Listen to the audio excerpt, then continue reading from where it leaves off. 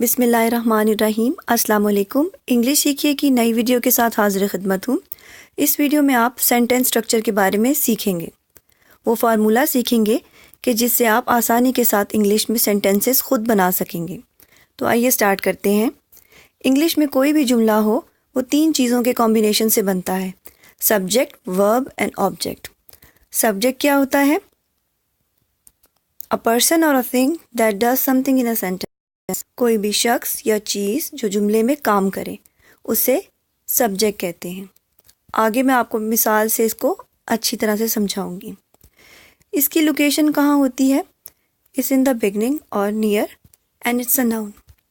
یا تو یہ جملے کے شروع میں ہوگا یا شروع کے نزدیک ہوگا، در حقیقت یہ ناؤن ہوتا ہے۔ مثال کے طور پر She likes cat۔ اسے بلی پسند ہے۔ اس میں سبجیکٹ کیا ہے؟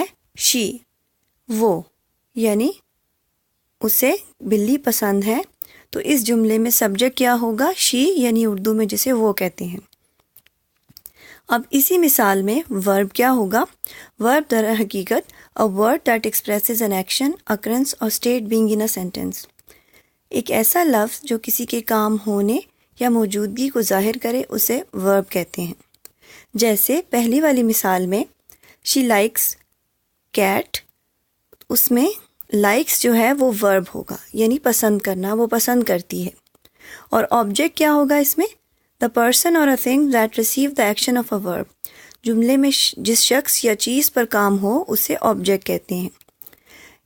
پہلے دی گئی مثال میں کیٹ آبجیکٹ ہے، یعنی اس کے بارے میں بات ہو رہی ہے، اس کو بلی پسند ہے، تو اس میں آبجیکٹ کیٹ ہوگا۔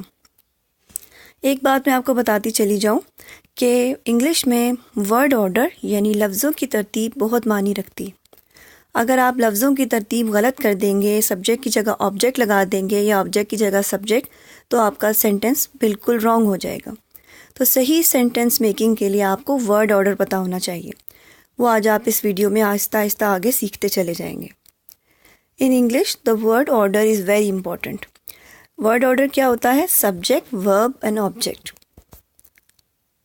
اب مثال کے طور پہ ہی ریڈز بک، اس میں ہی جو ہے وہ سبجیکٹ ہے، ریڈز پڑھتا، ورب ہوگا، بکس کتابیں، یہ آبجیکٹ ہوں گا۔ آگے دیکھیے ٹائپس آف سینٹینسز۔ سینٹینسز کی کیا ٹائپس ہوتی ہیں وہ میں آپ کو باری باری میں بتاؤں گی۔ پہلا پیٹرن کیا ہوتا ہے؟ سبجیکٹ پلس ورب۔ ٹھیک ہے، ایسے طرح کے سینٹینسز میں عام انڈیفینٹ ٹینس میں یہ سینٹینسز یوز ہوتے ہیں، اس میں صرف سبجیکٹ ہوتا ہے اور ورب ہوتا ہے۔ جیسے مثال کے طور پہ آشو ریڈز، آشو پڑھتی ہے۔ اس میں اس والے جملے میں آشو جو ہے وہ سبجیکٹ ہے اور ورب ریڈز۔ کچھ سینٹینسز اس پیٹرن نمبر 2 کی طرح کے ہوتے ہیں جس میں سبجیکٹ، ورب اور آبجیکٹ ہوتا ہے۔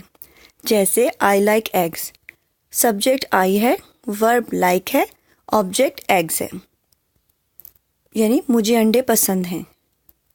تیسرا پیٹرن کیا ہوتا ہے انگلش میں سینٹینسز کا؟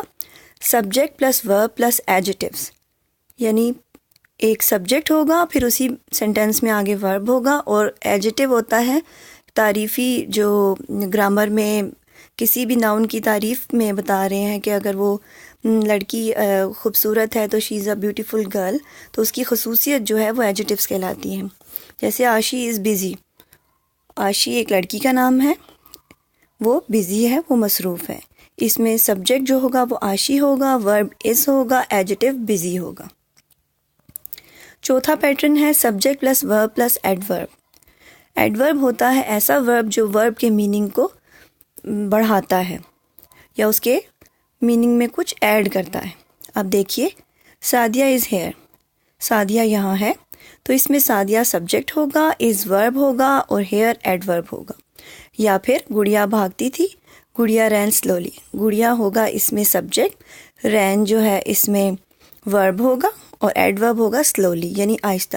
اب وہ رین جو ہے مطلب ہوتا ہے بھاگنا، بھاگتی تھی نا، لیکن جو ہم نے آگے سلولی کر دیا ہے کہ وہ آہستہ بھاگ رہی ہے، تو وہ یا بھاگتی تھی، تو وہ سلولی جو ہے وہ ایڈورب ہوتا ہے، یعنی اس کے ورب کے میننگ میں کچھ سم تھنگ کسی کو ایڈ کر دیا جائے۔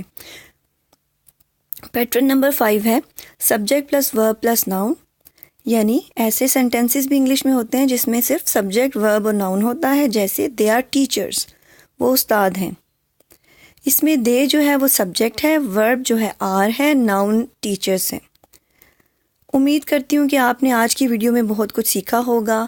اگر آپ اس ویڈیو کو بار بار دیکھیں گے، ان سارے رولز کو ذہن نشین کر لیں گے، تو آپ آسانی کے ساتھ بالکل کریکٹ سینٹینسز انگلش میں بول سکیں گے اور خود سے سینٹینسز بنا سکیں گے۔ اگر آپ کو یہ ویڈیو پسند آئی ہے تو آپ میرے چینل کو لائک کیجئے، سبسکرائب کیجئے اور ان ویڈیوز کو شیئر کیجئے ان لوگوں کے ساتھ جن کو آپ کے خیال میں پراپر انگلش کی گائیڈنس کی ضرورت ہے۔ اپنا خیال رکھیے گا۔ اللہ حافظ۔